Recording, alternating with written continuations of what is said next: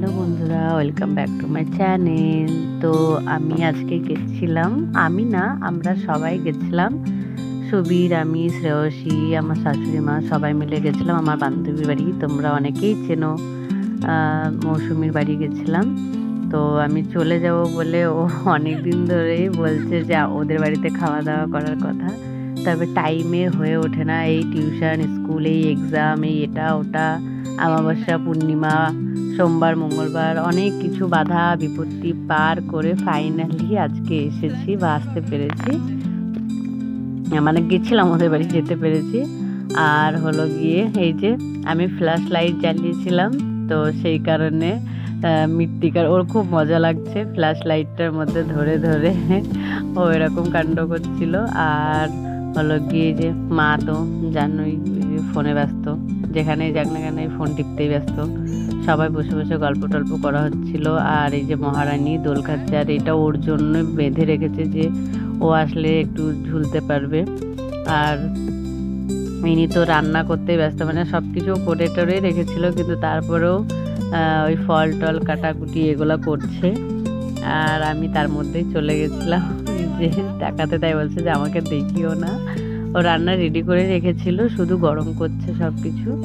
আর এত কিছু রান্না করেছে যে কোনটা ছেড়ে কোনটা খাবো, কিভাবে খাবো ওটাই বুঝতে পারছি না। যেহেতু ওকে বলাই হয়েছিল যে বেশি কিছু করা লাগবে না, কমের মধ্যে যেটুকু, মানে যেহেতু তুমি একা মানুষ ওইটুকুই করো। ও তারপরে মানে কে শোনে কার কথা। আর এটা হয়ই, যার বাড়িতে মানে যদি কাউকে ডাকা হয় তো এটা হয়েই থাকে, যতই না না করা হোক তো হবেই। তো যাই হোক, ও চিকেন, মটন, ফিশ সব কিছুই করেছিল, যার যেটা পছন্দ সে সেটা খাবে। আমি তো চিকেন খাইনি, তবু একটা নিয়েছিলাম, খুব জোরাজুরি করছিল। আর আমি মাছ খেয়েছিলাম, যেন মাছটা খুবই সত্যি ও খুব সুন্দর রান্নাও করে। আর এই যে সব সাজিয়ে করে একদম রেডি করছে, আর সাথে দাদা হেল্প করছিল। মানে আমার খুব ভালো লাগে যে দুজন মিলে করে। এটা সুবীরের ক্ষেত্রে, আমাদের ক্ষেত্রেও তাই হয়, সুবীরও আমাকে হেল্প করে। তো ফাইনালি আমরা খেতে বসবো। আর এদেরকে বলা হচ্ছিল যে একটু তোমরা সাইডে নাচানাচি করো, না হলে পড়ে যাবে, কিন্তু কে শোনে কার কথা। তো যাই হোক, আর সুবীর মা ওদের সবার জন্য করেছিল মাটন, আর ফিশটা করেছিল শ্রেয়সীর জন্য, যেহেতু শ্রেয়সী ফিশ খেতে খুবই পছন্দ করে। তো খুব ভালো লাগলো, গেলাম। তারপরে মানে হয় না যে দেশে গ্রামের কোনো মানুষজন চেনা জানা, তো এক ভালো লাগে। আর নিজের মানুষজন তো থাকে না, এখানে দূরে থাকি, কারোর বাড়িতে যাওয়া আসা করতে পারি না, সেই কারণে যে বন্ধুর বাড়ি আমি, আমার বাড়ি বন্ধু, এগুলোই হয়। আর বাচ্চাগুলো বেশ একটু টাইম পাস করে নেয়, ওদেরও ভালো লাগে। তো এরা খুব বদমাইশি করছিল বলে বলা হলো যে তোমরা একটু এখানটাতে মানে ওর রুমে যাও, গিয়ে খেলা করো।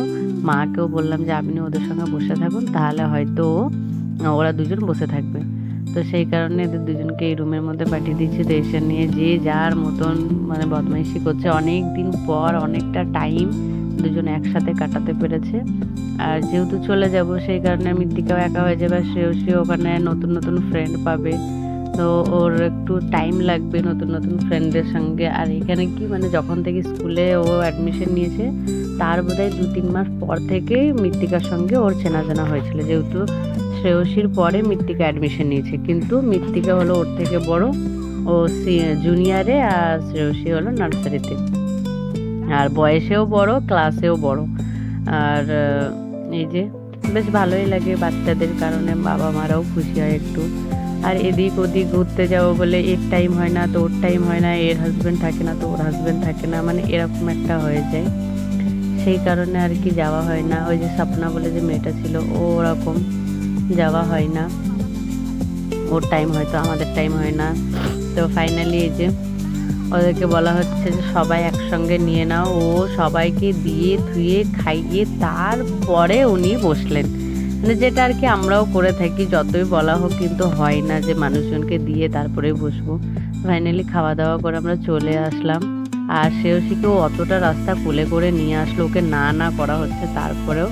আর এই যে মা শ্রেয়সী দৌড় মারছে যাতে শ্রেয়সী একটু মানে হাঁটার চেষ্টা করে, বা হাঁটে, খাওয়া দাওয়ার পরে না হাঁটতে চাইছে না। যাই হোক, ভিডিওটা কেমন লাগলো তোমরা অবশ্যই লাইক কমেন্ট শেয়ার করো, আর যারা আমার চ্যানেল নতুন তারা অবশ্যই সাবস্ক্রাইব করো। টাটা।